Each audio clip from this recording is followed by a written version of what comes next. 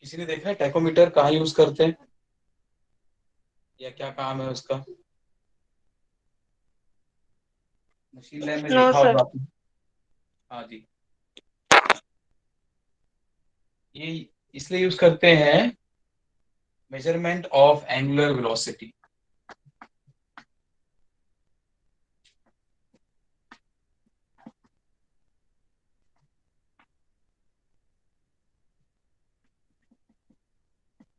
ठीक है, तो जो शाफ्ट है, जो जिस स्पीड से घूम रहा है, वो फाइंड करने के लिए एंगुलर वेलोसिटी।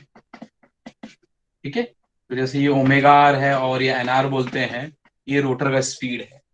ठीक है, तो जैसे टॉर्क फाइंड करना है, ठीक, तो क्या होता है, पावर तो आपके पास है, डिवाइड बाय क्या करते हो आप, ओमेगा आर करते हो। ठीक है, तो जो शाफ्ट का जो स्पीड है वो आप मेजर करते हो इस टैकोमीटर से। ठीक है, तो जो यहाँ पर ये जो शाफ्ट है, ये कितनी स्पीड से घूम रहा है, रोटर की स्पीड क्या है, वो हम किससे मेजर करते हैं, टैकोमीटर से। ठीक है, सो अब किस फॉर्म में करेंगे इसको, हम जो मेजरमेंट है,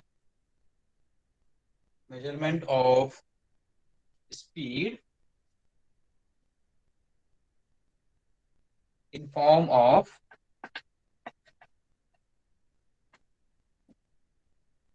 एसी वोल्टेज। ठीक है, तो जो स्पीड है उसको हम वोल्टेज के रिस्पेक्ट में वहां पर मेजर करेंगे विथ कांस्टेंट फ्रीक्वेंसी।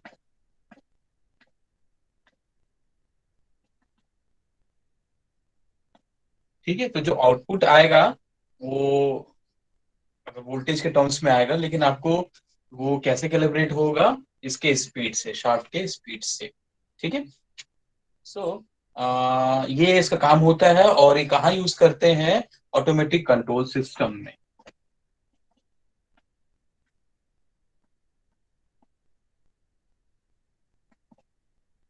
एसीएस। ठीक है, जो ड्राइव्स होता है, बड़ा बड़ा ड्राइव्स होता है, जहां पर आपको स्पीड मेजर करना है।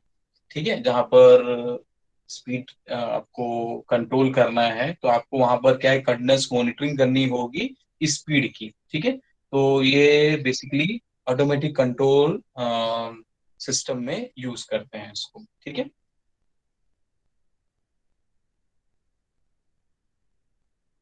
सो ये एक्चुअली क्या होता है, एक टू फेज इंडक्शन मोटर ही होता है। ठीक है, तो small to phase induction motor.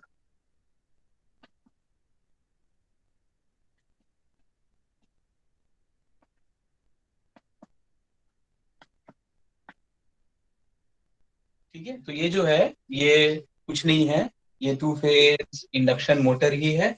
और जो रोटर लगा रहेगा वो स्क्विरल केज रोटर होता है इसमें। ठीक है, और दो पेयर ऑफ वाइंडिंग्स होता है, एक होता है फिक्स्ड कॉइल और रेफरेंस कॉइल, और दूसरा होता है ऑक्सिलरी और कंट्रोल कॉइल, और दे आर स्पेस क्वाड्रेचर। ठीक है, तो दोनों जो वाइंडिंग होते हैं, they are in space quadrature. ठीक है, तो जो एसी टाइकोमीटर होता है एक स्मॉल इंडक्शन मोटर होता है, जिसमें दो वाइंडिंग होते हैं, फिक्स्ड फील्ड और रेफरेंस वाइंडिंग। और जो उससे 90 डिग्री स्पेसमेंट में लगाते हैं स्पेस में, वो ऑक्सिलरी और कंट्रोल वाइंडिंग का होता है। ठीक है, और ये है आपका rotor, which is squirrel cage rotor. And ये क्यों यूज करते हैं, शाफ्ट का क्या स्पीड है।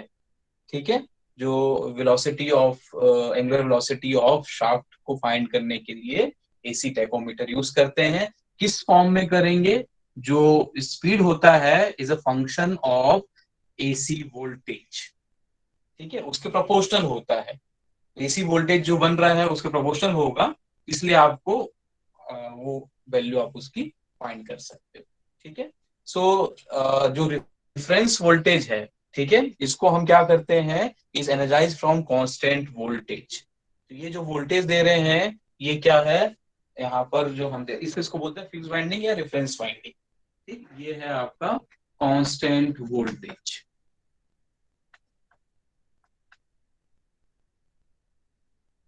ठीक है, इसको हम दे रहे हैं constant voltage and constant frequency. तो जो वोल्टेज और फ्रीक्वेंसी है रेफरेंस वाइंडिंग को, वो दोनों क्या है वहां पर कांस्टेंट है। ठीक है, तो as a result EMF of same frequency is generated. ठीक है, सो यहाँ पर क्या होगा, एक ईएमएफ जनरेट होगा, ठीक है, with same frequency of the reference winding. okay, so same frequency is generated in control winding, and the magnitude of generated EMF, ये सबसे important line है यहाँ पर।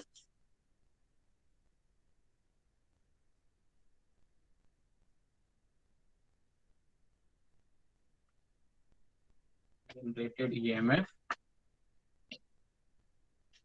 in control winding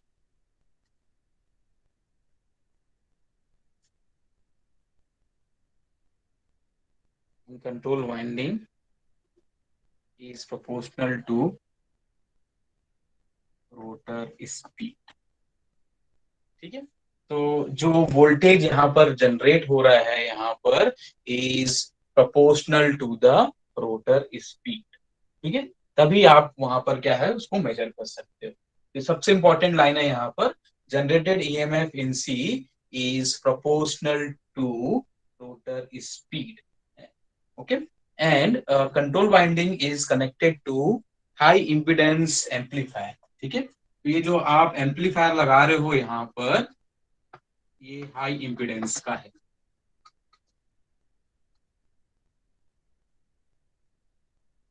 ठीक है, तो जो इस एम्पलीफायर का जो इम्पिडेंस है वो क्या है, हाई। ओके, तो ये कैसा बिहेव करेगा, अब ये बिहेव करेगा जो सी है, control winding is open circuit. ठीक है, हम क्या कर रहे हैं यहाँ पर, ये जो एम्पलीफायर है यहाँ पर, यह हाई इम्पिडेंस है, इम्पिडेंस ज्यादा है, तो आप इस कंट्रोल वाइंडिंग को कैसे देख सकते हो, एक ओपन सर्किटेड। ठीक है, so it can be consider as open circuit. Okay, so this means winding C does not affect R. ये जो वाइंडिंग सी है वो आर पे कोई इफेक्ट नहीं डालेगा, क्योंकि ये खुद क्या है, ओपन सर्किट है वहां पर। ठीक है, so this control winding is connect to amplifier, और कैसा एम्पलीफायर है, जिसका इम्पिडेंस बहुत ज्यादा है। सो इम्पिडेंस ज्यादा होने के कारण हम इसको कैसे ट्रीट करेंगे, as a open circuit, and there will be no effect of C on winding R. Okay, so जो ये पूरा टैकोमीटर है, इसका जो इक्विवेलेंट सर्किट डायग्राम रहेगा वो सेम एज रहेगा इंडक्शन मोटर जैसे, क्योंकि हम ये क्या मान के चल रहे हैं, ये है टू फेज इंडक्शन मोटर है। ठीक है, तो जो इसकी सर्किट डायग्राम होगा, टॉर्क होगा, जो भी होगा, वो सारा का सारा जो हमने यूनिट नंबर 1 में पढ़ा था in two phase induction motor, उसी के समान होगा।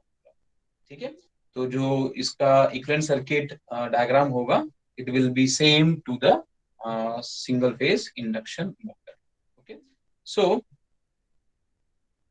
अब दो वोल्टेजेस होंगे, एक होगा EB, sorry EF and EB. ठीक है, तो अब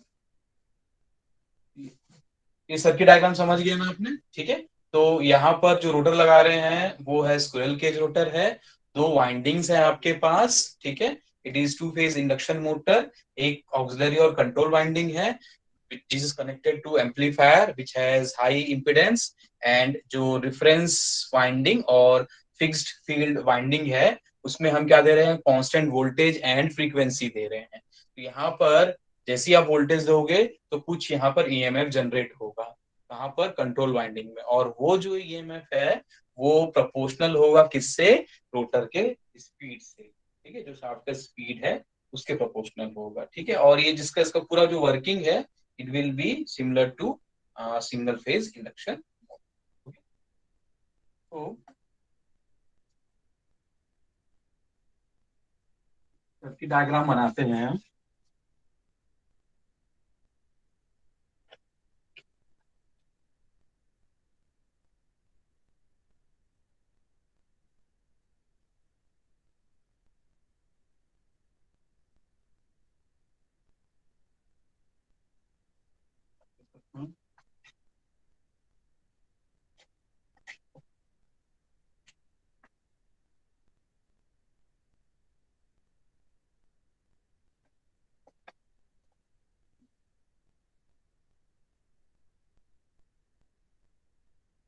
This is equivalent circuit diagram of single phase induction motor.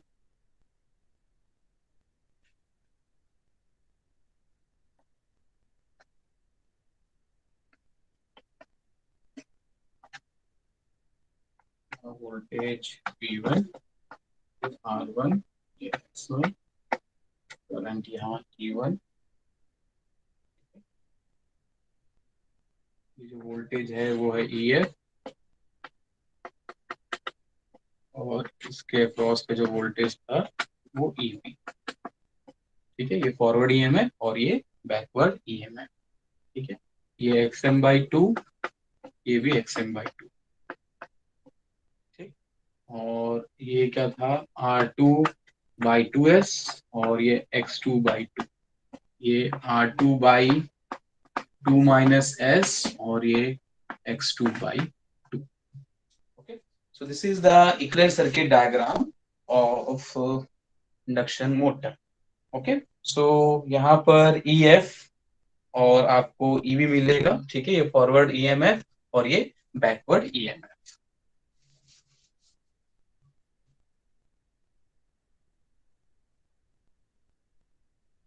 और जो इम्पिडेंस है ये ZF, और ये यहाँ पर ZB। ठीक,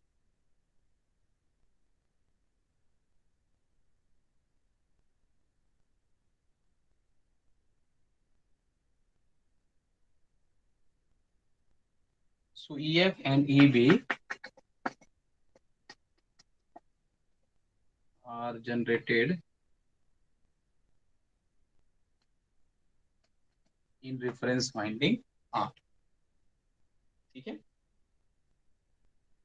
so by forward and backward flux, by forward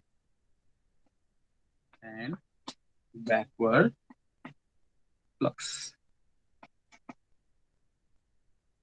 ठीक है, फॉरवर्ड के कारण EF मिलेगा और बैकवर्ड फ्लक्स के कारण आपको क्या मिलेगा, यहाँ पर EB मिलेगा। ठीक है, हम क्या कर रहे हैं, रेफरेंस वाइंडिंग को यहाँ पर ये AC सप्लाई दे रहे हैं, कांस्टेंट AC सप्लाई दे रहे हैं। ठीक है, ये है आपका R रेफरेंस वाइंडिंग। तो जैसे ही यहाँ पर आप दोगे, तो जैसे ही सिंगल फेज हम देते हैं कोई भी वाइंडिंग को, तो वहां पर आपको ये दो EMF मिलेंगे यहाँ पर। ठीक है, फॉरवर्ड एंड बैकवर्ड। ठीक, अब ये जो फ्लक्स है वो किसको कट करेगा, ये C को कट करेगा, वाइंडिंग C को। ठीक है, so and EMFs are also generated in C।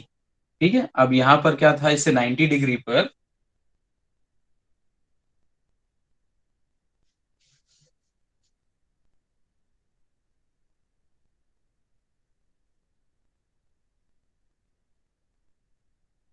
ये आपका C है यहाँ पर 90 डिग्री पर।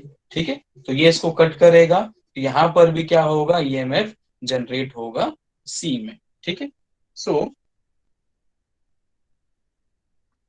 Effective turns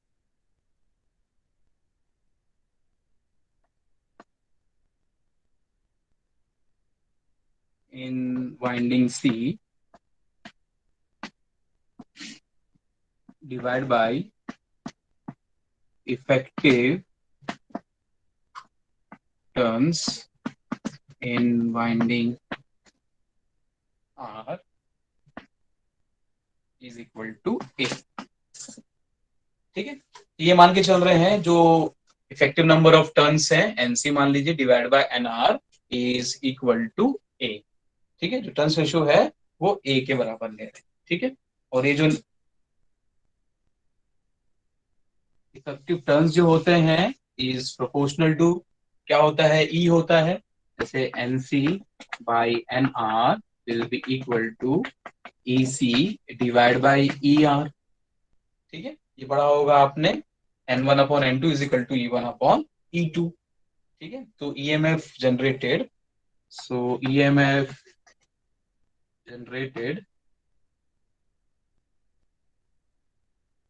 in winding C इसको मानते हैं ECF। ठीक, ये है EMF, और ये C वाइंडिंग में ये है आपका फॉरवर्ड, डिवाइड बाय EMF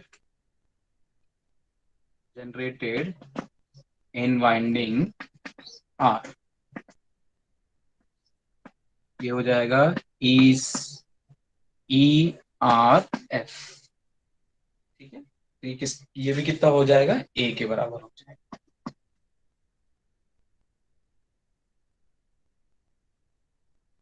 ठीक है, तो ये है फॉरवर्ड EMF और ये है बैकवर्ड EMF। ठीक है, सो एक होगा यहाँ पर कंट्रोल वाइंडिंग में हो जाएगा ECF। ठीक है, और रेफरेंस वाइंडिंग में क्या हो जाएगा, ECERF। ये है फॉरवर्ड। ठीक है, वैसे ही आपको बैकवर्ड भी मिल सकता है। ठीक,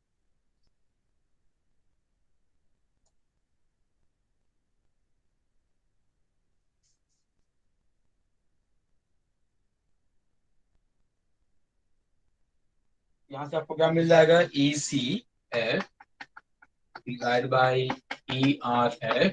ई से इंड्यूस EMF, सी पे कंट्रोल वाइंडिंग, आर से रेफरेंस वाइंडिंग, और एफ का मतलब फॉरवर्ड फील्ड। ठीक है, इज इक्वल टू ए, और ECF is equal to ERF। ठीक है, ये टाइम्स हो गया ये। अब दोनों वाइंडिंग जो है वो 90 डिग्री स्पेस में डिस्प्लेस्ड है। ठीक है, तो ये जो वोल्टेज होगा वो होगा ई है, ECF विल लीड ERF। ठीक है, सो फॉरवर्ड फील्ड जो कंट्रोल वाइंडिंग का, ये हम मान के चल रहे थे ECF इज लीडिंग ERF। ठीक है, और जो बैकवर्ड फील्ड होगा, ये मैं बैकवर्ड फील्ड में उल्टा हो जाएगा। ठीक है, नेगेटिव सीक्वेंस के लिए ये हो जाएगा ERB विल लीड ECB। ठीक है,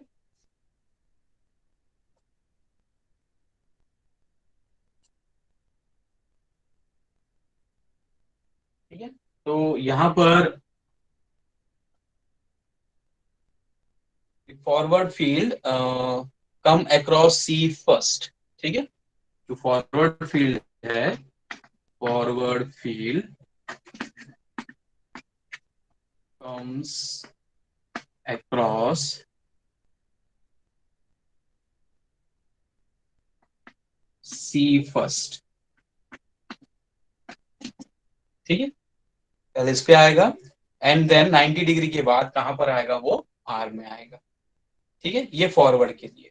और बैकवर्ड में क्या होगा, that means forward field in C leads 90 degree corresponding generated EMF in R winding. Okay, तो इसको कैसे लिख सकते हैं, तो ये तो रिलेशन है अपने पास, तो ECF will be equal to JAERF।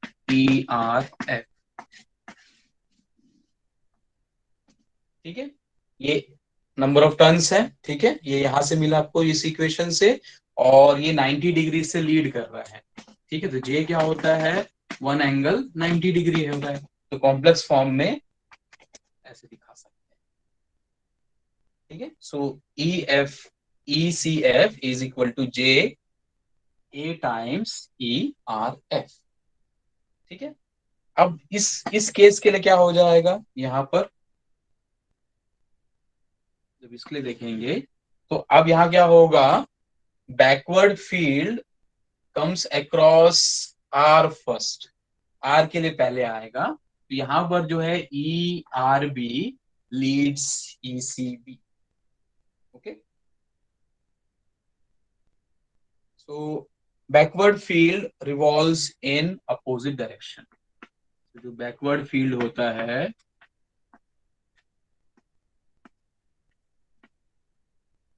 Revolves in opposite direction. ठीक है, तो या अगर ये हम क्लॉकवाइज मान रहे हैं तो ये क्या होगा, बैकवर्ड वाला एंटी क्लॉकवाइज घूमता है। ठीक है। तो यहाँ पर क्या हो रहा है, कंट्रोल वाइंडिंग हमने मान रहे थे कि ये लीड कर रहा है, तो बैकवर्ड के लिए क्या हो जाएगा, EC will lag RB by 90 degree. ठीक है। So the EMF E R B generated in reference winding will leads ECB by 90 degree, इससे 90 डिग्री लीड कर। ठीक है। तो अब इसको कॉम्प्लेक्स फॉर्म में कैसे लिख सकते हैं, ECB, ठीक है, इज इक्वल टू, ये हो जाएगा -J, क्योंकि अब ये लैग कर रहा है, ये हो जाएगा 1 एंगल 90 डिग्री। ठीक है, माइनस, और ये A टाइम्स ERB।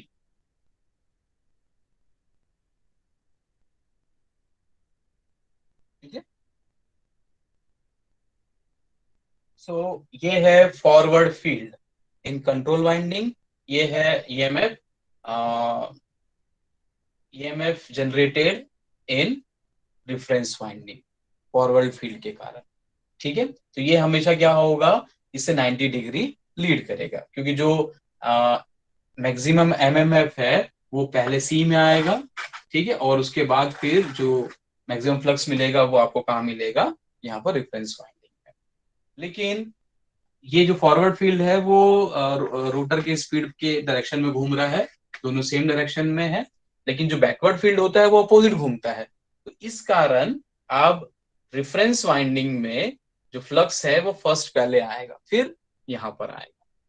ठीक है। तो जो रोटेशन है वो क्या हो जाएगा, उल्टा हो जाएगा। तो यहाँ पर क्या होगा, ईआरबी, जो ईएमएफ इंड्यूस्ड हो रहा है, जो जनरेट हो रहा है रेफरेंस वाइंडिंग में, ठीक है, बैकवर्ड फ्लक्स के कारण, it will lead EC B by 90। ठीक है। तो ईसीएफ, ई पे है voltage induce, C for control, F for forward, will be equal to J times, J मतलब ये 90 डिग्री, ए ये effective number of turns ratio है, और ये ई आर एफ में। ठीक है। और ECB, ECB will lag ERB by 90। ठीक है।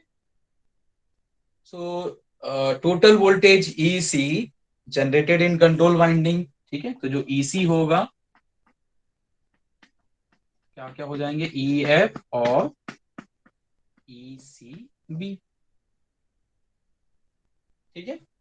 क्योंकि वहां पर जो EC में जो वोल्टेज इंड्यूस हो रहे हैं, जो जनरेट हो रहे हैं, वो फॉरवर्ड फील्ड के कारण और बैकवर्ड फील्ड के कारण हो रहा है। ठीक है। वैसे ही ER क्या हो जाएगा, ER is equal to ERF plus ERB, forward के कारण और बैकवर्ड के कारण। ठीक है। अब यहाँ पर ये ECF पता है और EC भी पता है, तो यहाँ पे सब्स्टिट्यूट कर सकते हैं हम।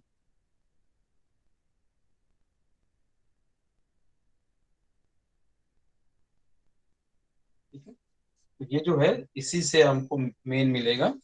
सो vector EC is equal to made up of EC forward के कारण और EC बैकवर्ड के कारण। ECF कितना है, in terms of reference AJERF, और ये हो जाएगा -JERB।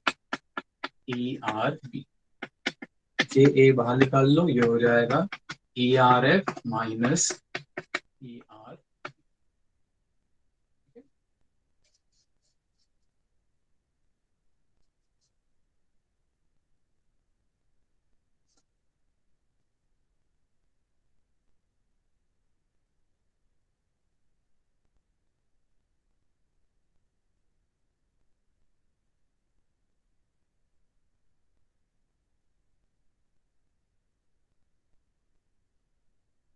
सो अब जो ERF है will be equal to I1 into ZF। ठीक है। और ERB equal to I1 into ZB। ठीक है। जो फॉरवर्ड फीड जो है वो क्या होता है, I इंटू ZF, जो फॉरवर्ड इम्पिडेंस है।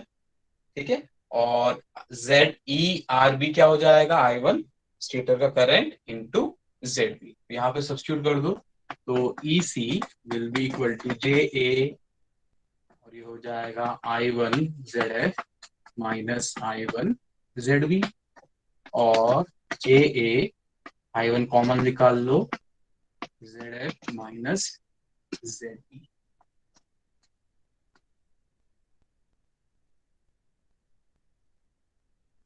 ठीक है, तो मैंने जो कहा था शुरू में, जो वोल्टेज जनरेट होता है कंट्रोल वाइंडिंग में is proportional to the speed.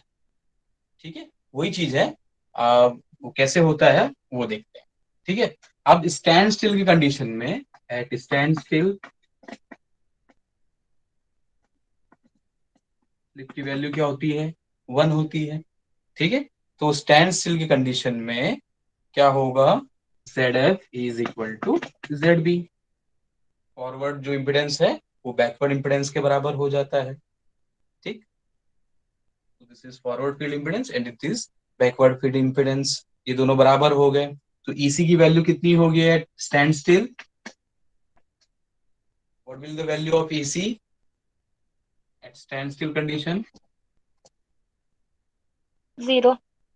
0, क्योंकि ये ZF माइनस ZB क्या हो जाएगा, 0। ठीक है, तो वैसे भी आपको जो रोटर है 0 होगा, तो टैकोमीटर में आपको रीडिंग जो आनी चाहिए वो 0 आएगा। ठीक है, अब अब रोटर घूमना स्टार्ट किया। ठीक है, धीरे धीरे रोटर घूमना स्टार्ट कर रहा है। ठीक, सो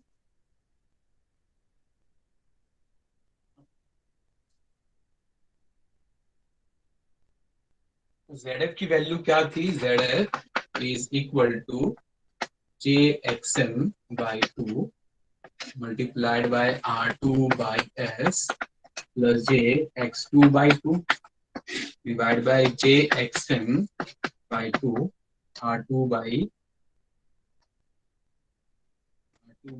S plus JX2 by 2। ठीक है, ये होता है, और ZB होता है, अभी अपन ने बनाया था उसको, XM by 2, ये होता है R2 by 2 2 minus S plus JX2 by 2 whole divide by JXM by 2 plus R2 by 2 minus S plus JX2 by 2। ठीक है, तो ये अपन ने देखा था जब सिंगल फेज इंडक्शन मोटर पढ़ रहे थे, उसके करंट सर्किट डायग्राम में ऐसा होता है। अब देखो, अब स्पीड बढ़ रहा है। ठीक है, सो वहां पर स्लिप मिलेगा आपको, it will B NS minus NR divide by NS। ठीक है, तो यहाँ पर पहले शुरू में क्या था, ये 1 था जब स्टैंड स्टिल के कंडीशन में। अब जो स्लिप यहाँ पर काम में आएगा। ठीक है, अब जैसे जैसे स्पीड बढ़ता है, ठीक है, तो मान लीजिए एक स्लिप है 0.04, ठीक है, या 0.05%, इसी पे ये काम करता है अधिकतर टाइम पर। ठीक है, तो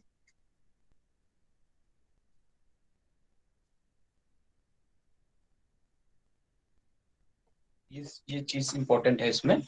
तो ZF क्या हो जाएगा, ZF will be equal to JXM by 2 R2 by, ये 2S होगा, सॉरी, 2 इंटू 0.04, एक कंडीशन मान ले रहे हैं, प्लस JX2 बाई 2, बाकी सब सेम है। ठीक है, divide by JXM by 2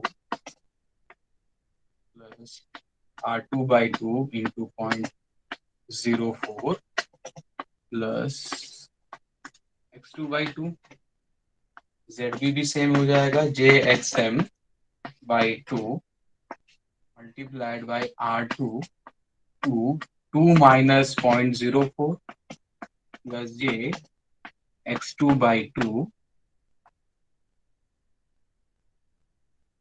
whole divide by JXM by 2 plus R2 by 2 minus 0.04 plus JX2 by 2।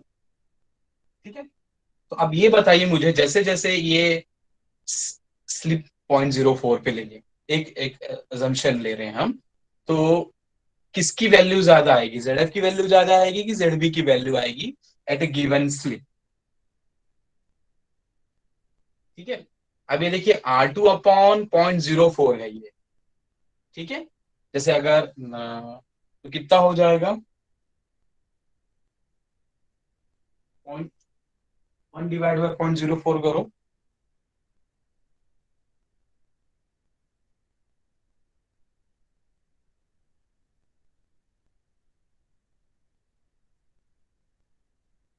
ये 25 के आसपास है।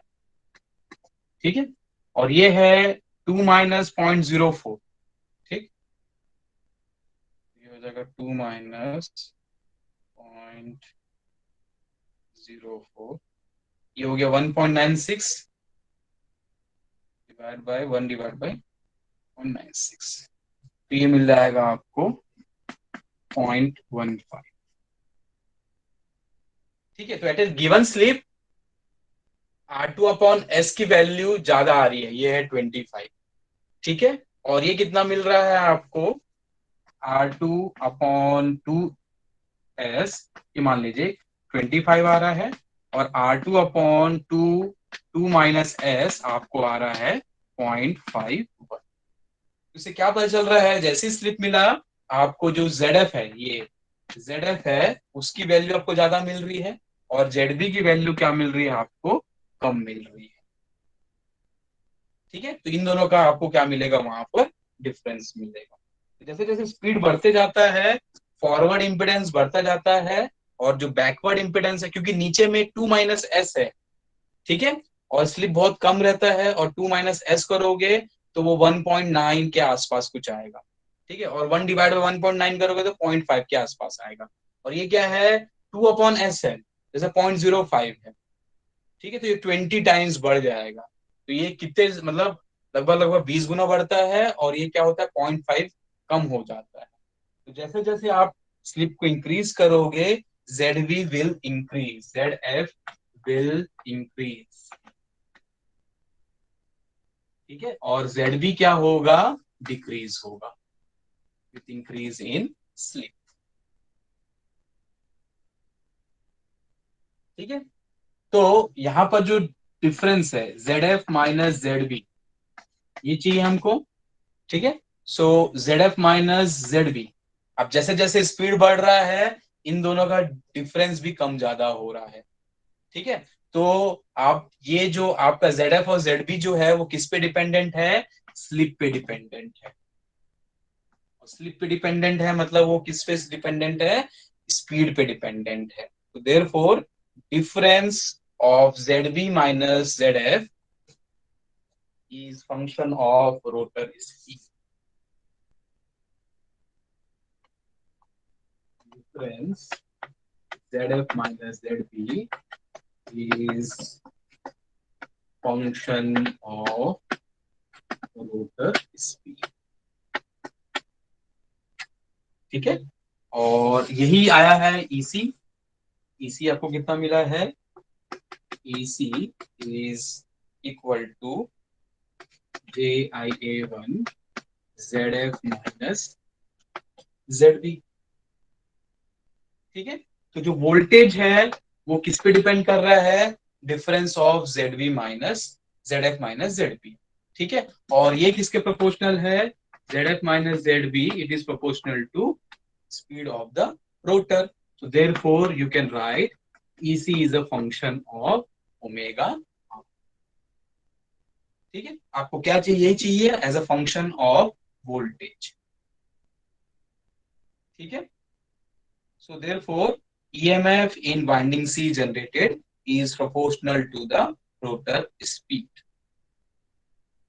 Okay? And the phase of voltage in control winding is reversed with reversal in direction of the rotor rotation. ठीक है,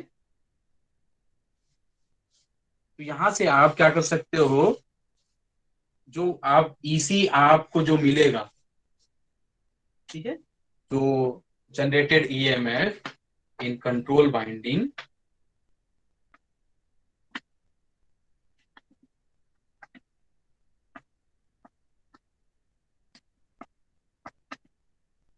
is proportional to rotor speed. जो rotor का speed है वो किसका फंक्शन है, ईसी। तो आपको वहां पर क्या मिलेगा, ईसी की वैल्यू मिलेगी, तो आप क्या फाइंड कर सकते हो, रोटर का स्पीड फाइंड कर सकते हो। ठीक है।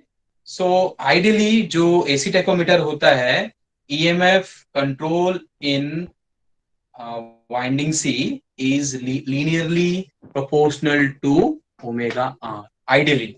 ठीक है, तो इन दोनों के बीच में जो रिलेशन होता है वो क्या होना चाहिए, लीनियर होना चाहिए, आइडियली।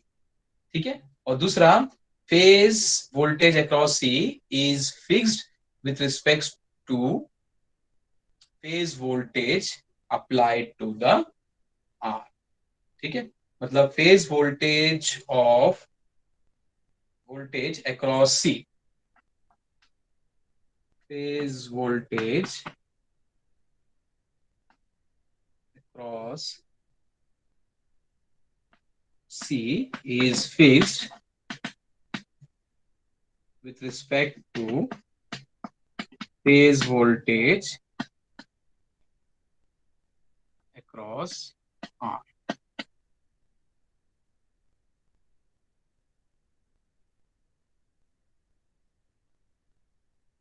ठीक है, जैसे जैसे स्लिप वहां पर कम ज्यादा होगा, ये डिफरेंस भी कम ज्यादा होगा इस हिसाब से। और Z F minus Z B किसके फंक्शन है, ईसी के फंक्शन है। ठीक है, तो Z F minus Z B is proportional to rotor speed, and rotor speed will be proportional to generated EMF in control winding. ठीक है, तो जो वोल्टेज मिलेगा आपको कंट्रोल वाइंडिंग में, it will be proportional to omega. उस हिसाब से आप वहां पर रोटर की स्पीड को मेजर कर सकते हैं। ठीक है, तो ये यूजुअली कंट्रोल सिस्टम में यूज होता है, ऑटोमेटिक कंट्रोल सिस्टम में। ठीक है, जहां पर आपको रोटर स्पीड का मेजरमेंट करना है, and is a function of difference of forward field impedance minus backward field impedance. ठीक है, उसके अब यहाँ पर क्या होता है कि ये टेकोमीटर है, तो जैसे ही यहाँ पर आप इसको लगाओगे शाफ्ट पर, ठीक है, मेजर करने के लिए, तो इसका जो इनर्शिया है वो क्या होना चाहिए, मिनिमम होना चाहिए। ठीक है, तो इनर्शिया को मिनिमम करना है, क्योंकि तुरंत इसको घूमना चाहिए। ठीक है, सो जो इसका रिस्पॉन्स होना चाहिए वो रैपिड होना चाहिए, इसलिए यहाँ पर जो रोटर होता है टैकोमीटर का, वो होता है ड्रैग कप रोटर। ठीक है,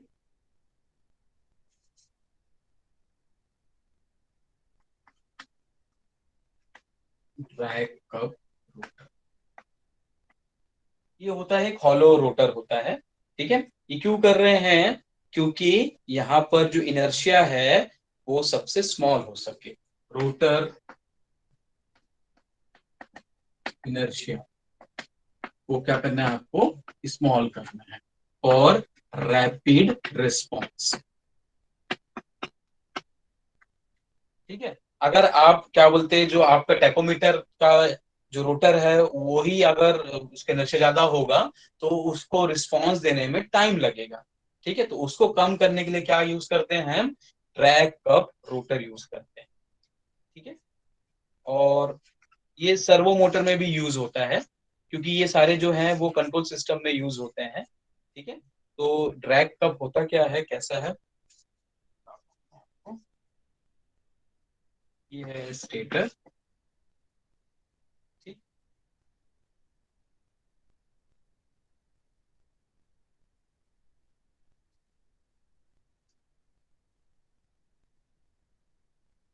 ये एक होगा हॉलो सिलेंडर। इस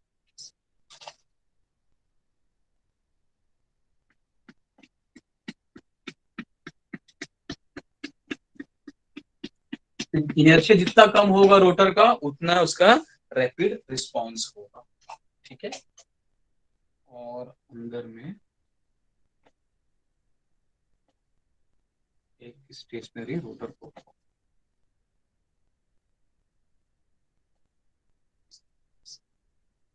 तो ये होता है ड्रैग कप रोटर।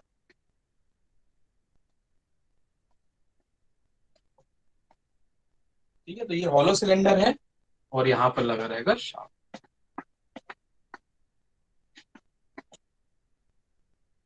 और ये आपका स्टेटर। ठीक है, तो ये स्टेटर दोनों साइड, और ये आपका ड्रैग कप रोटर, और ये स्टेशनरी रोटर को।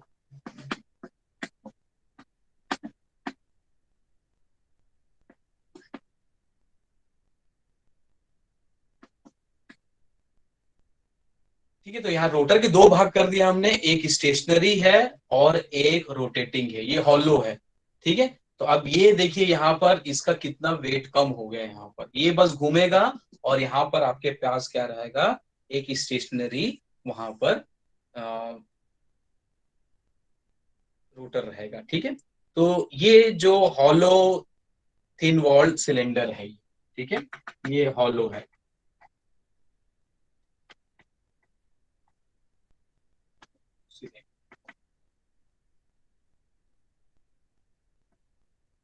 ठीक है, और ये बना होता है एक नॉन बेंडिंग मटेरियल एल्यूमिनियम से ज्यादातर बनाते हैं इसमें। ठीक है, and stationary rotor core is place inside this rotor core. ठीक है, और ये भी क्या है, स्टैकिंग करके लगाते हैं, स्टील के लेमिनेशंस होते हैं यहाँ पर। ठीक है, इसके पतले पतले यहाँ पर क्या होते हैं, जैसे आप ट्रांसफार्मर में यूज करते हो, पतले पतले लेमिनेशंस अपन यूज करते हैं इसमें, स्टील के लेमिनेशंस। ठीक है, सो रिलक्टेंस को कम करने के लिए। तो यहाँ पर आपको दो एयर गैप मिलता है, एक यहाँ पर और एक यहाँ पर। ठीक है, तो इसके कारण क्या होता है, जो इसका इनर्शिया हो जाता है वो बहुत लो हो जाता है, लो इनर्शिया।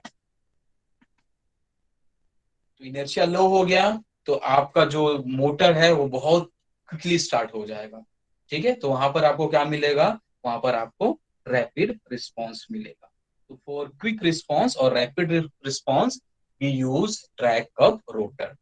ठीक है, तो जहां पर भी इस टाइप के जो फीडबैक सिस्टम में यूज करते हैं तो आपका मोटर तुरंत चालू होना चाहिए। अब इसका अगर ये स्टेशनरी वाला ये मतलब पूरा ऐसा होता तो इसको टाइम लगता घूमने में। ठीक है, तो उसके लिए हमने क्या किया, यहाँ पर एक हॉलो सिलेंडर ले लिया है और अंदर में एक स्टेशनरी कोर ले लिया हुआ है। तो ये स्टेशनरी रहेगा और ये वहां पर ऐसा ऐसा घूमता रहेगा।